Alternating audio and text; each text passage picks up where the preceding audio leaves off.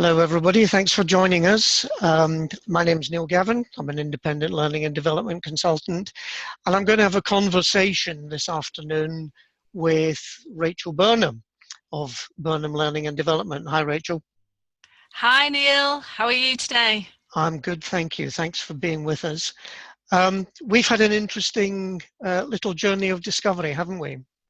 That's right. We've been exploring virtual reality. So starting to find out a little bit about what it is and how it can be used.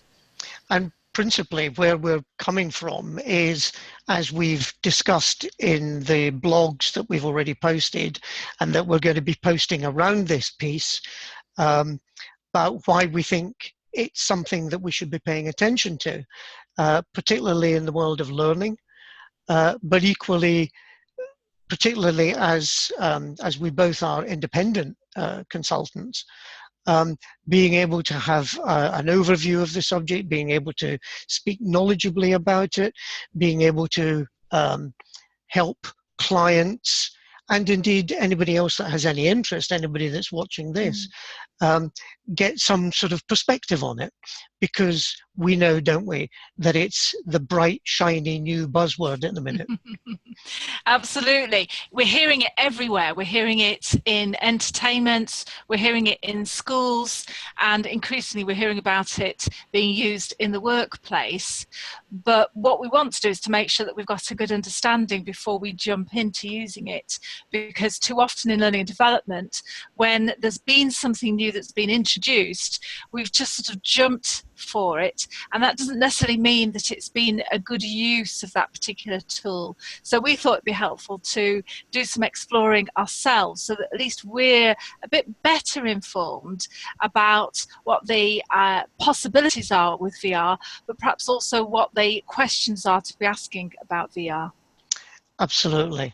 And I think we've been walking our own talk in terms of doing social and collaborative learning. You've done some research, I've done some research, we've shared our research, we've got together and both experienced some things together, which we'll talk about. But I think, and again, we're referring to that in the blogs. So let's just kick off with a little bit of a description perhaps of what our respective experiences have been. So would you like to share the context behind your tweet there, Rachel? Yes, we were at the Learning Technologies exhibition, and I had the opportunity to go to a particular stand and experience a couple of VR pieces of software. So it involved putting glasses on, headsets with earphones, and I actually had to go at a couple and really found them most interesting and very effective. The first one that I experienced was a sort of health and safety experience, and it was, the context was, you were in an office, a fire gets started, what steps are you going to take to handle that situation? And you had the opportunity to practice it. It felt quite fast paced. It felt even a little bit scary because of the pressure that you were under to make some decisions quite rapidly, and then in the end to have a go at putting out this fire. So that was a really interesting experience, and you could see how it would be helpful to rehearse that sort of thing without, of course, there being any actual real risk of fire. Mm-hmm. And then the other one I did was quite different, and it surprised me. It was perhaps more of a surprise because I'd imagined using VR for health and safety things. But this one was actually about doing a presentation. So in this one, you had the chance to experience what it was like to be waiting in the wings before going out to do a big presentation. And you had some limited opportunities to make choices. Did I want to get some tips about presenting first, or do you want to just go straight out there? So I decided to go straight out there. I went for it, and as I stepped out onto the stage, I could hear a heart beating, and it felt like it was mine. Of course, it wasn't. It was somebody else's recording, but you could feel that sort of pit pat and those nerves building up. And I looked out and there was this auditorium full of people, and then I went up to the podium and could start and actually have a go at speaking to this audience, and then got some feedback on that. And that for me was a really imaginative and good use of VR to practice with the feeling of having a large audience there, and to think about your body language, think about where you were looking, and then to get some feedback on it. And then you could, of course, practice and practice again. And so, there's a big thing there, isn't there, about the repeatability, yes, and the making of mistakes in a safe environment. Absolutely. And also about, not using resources. So I didn't have to hire a huge auditorium. I didn't have to bring in people to play that audience. It was there, and it felt quite realistic. I think that's one of the things that surprised me very pleasantly, was even though I was stood in a busy exhibition hall with all sorts of people around me, with people being sold to, with other people putting out fires next to me, and somebody else doing some engineering at a high point using other VR simulations, and other people passing by. But despite all that, it felt very realistic. Yeah. But before we talk about your experiences at Learning Technologies, what about using Google Cardboard?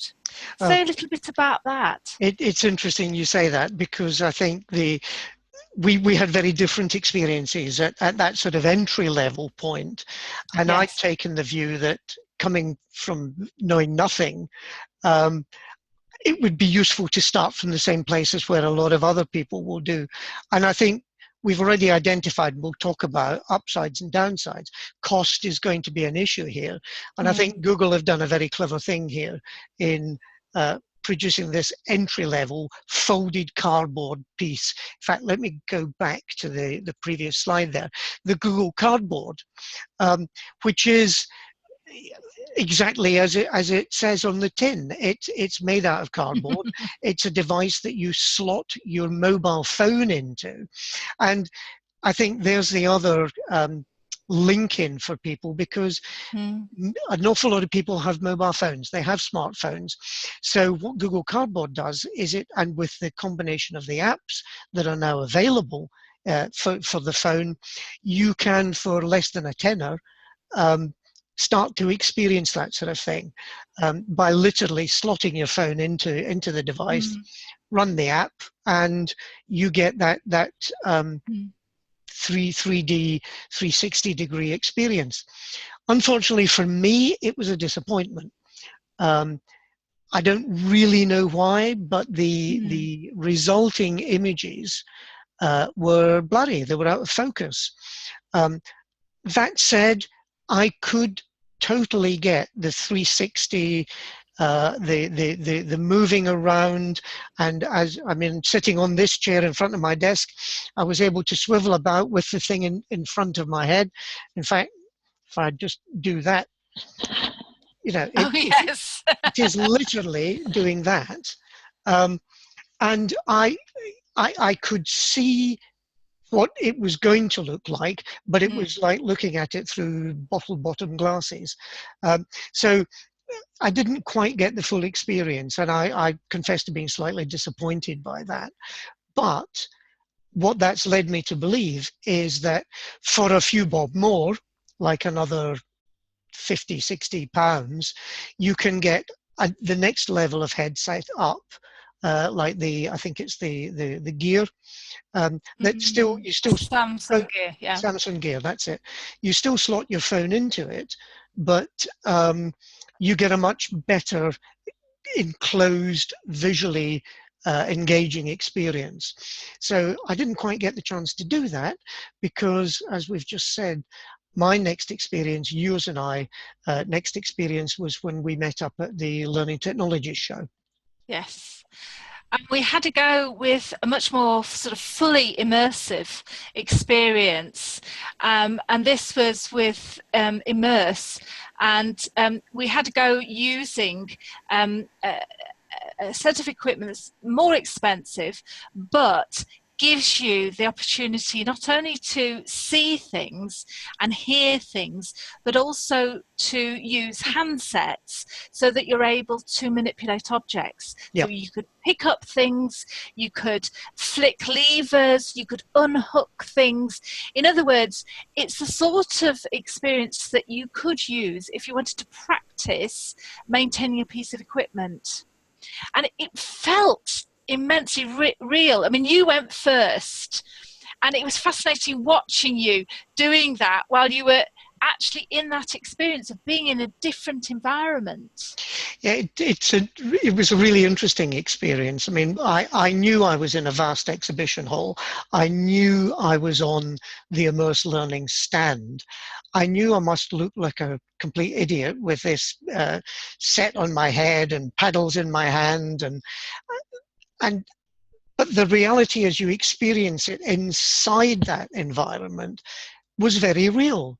I totally believed I was in a space with glass walls where I was able to look out and down onto other parts of a building, and there was a machine in the middle of the room, and we could pick things up and move them around. As I wrote in my blog about it, I found it totally immersive, to the extent that when I was asked to open the door on the machine, it opened in a way that I hadn't been expecting. And so engaged and immersed was I in this that I had to duck out of the way, forgot myself completely, and swore loudly. For which I had to apologize, because I suddenly became conscious again that there was a whole crowd of people standing around watching this, including yourself, waiting their turn. But that's how fully immersed I felt in that experience. Interestingly, they take it a step further, because they said, now walk into the machine.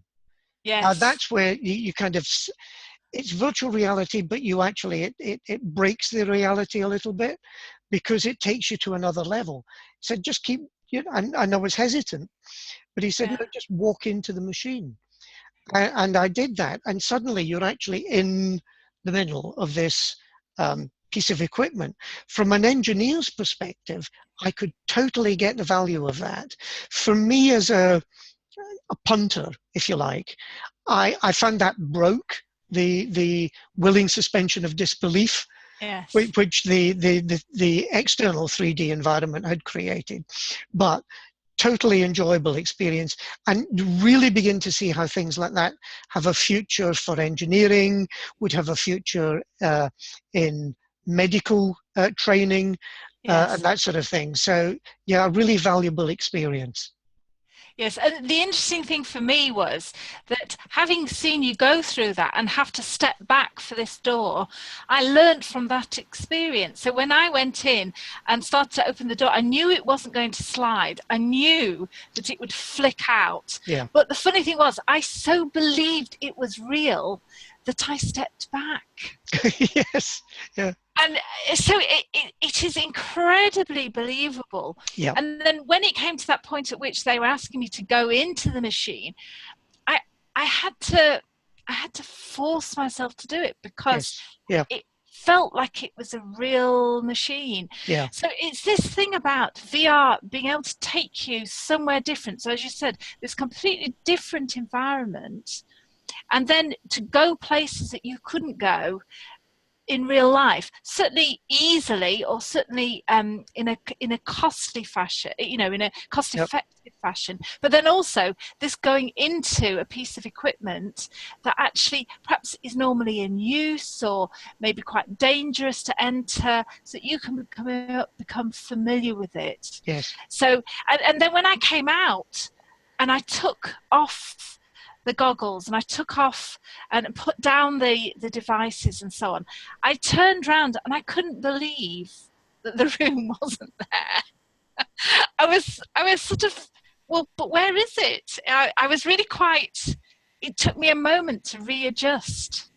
It's like, it was that believable. Yeah, it's like being in a Star Trek transporter, Yes. or something like that, isn't it? Yes. Rachel, I'm conscious of the time we've got.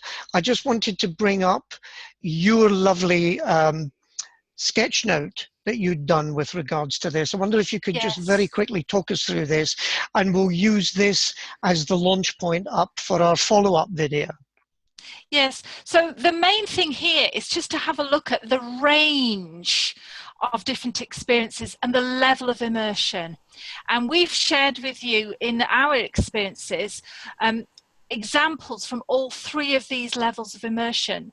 So over on the left-hand side, you've got completely passive experiences, which is largely what you get with the Google Cardboard, where you're downloading an app and you're just experiencing something. Now that still can be very rich because it can take you places where you can't go, and it can help you to stand in someone else's shoes.